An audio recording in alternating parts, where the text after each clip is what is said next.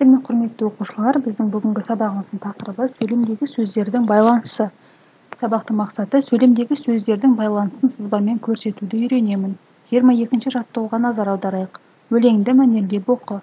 Глебі мұздай ызғарлы, алып келді қысқарды, қысқа түндер ұзарды, ұзақ күндер қысқарды.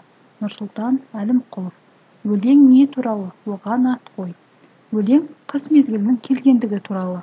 Оған қыс келді, немесе қыс деген сынды атаулар беруге болады. Қарамен жазылған сөйлемдердегі сөздердің байланысын тап. Қысқа түндер ұзарды, ұзақ күндер қысқарды. Бұл жерде сөздердің байланысы қысқа түндер ұзарды, ұзақ күндер қысқарды деген сөздер бір-бірімен байланысып тұр. Келесі жаттығу, 23-ші жаттығу.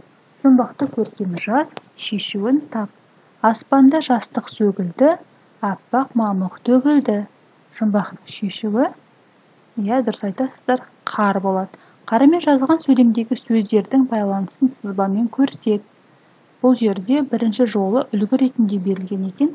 Аспанда жастық сөгілді. Демек сөздердің байланысы жастық сөгілді, аспанда сөгілді. Енді екінші жолындағы сөздердің байланысын табайық.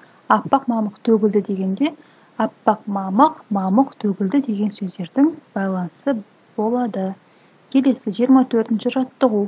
Берілген сөздердің ішінен табиғатқа қатысты сөздерді тап.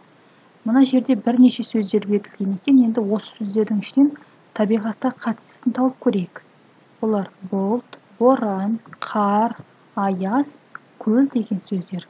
Енді осы тапқан сөздерінің қайсысы мына сызбадағы сөздерге сәйкес келетінін анықта дейді. Үскірік аяз, ұлпа қар, ақша бұлт, шалқар көл, қарлы боран деген сөздер бір-бірімен байланысады. Өзіңе ұнаған сөздерді қатыстырып сөйлем құра. Қарлы боранның арты үскірік аязға ұласты. 25-ші жаттығу. Мақалды оқып, жатқа жаз. Ағын су арнасын табады. Сөйлемдегі сөздердің байланысын сызбамен көрсет, мақалдың мағынасын түсіндір.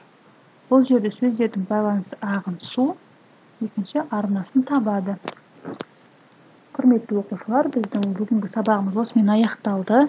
Егер де сабақ сіздерге ұнаған болса, пайдалы болған болса, міндетті түрде арнама жазылып кетуді ұмытпаңыздар. Ол менің арнамның дамуына бірден-бір маңызды болып табылады. Және де лайк басып төменге пікір қалдыра кетуді де ұмытпағайсыздар.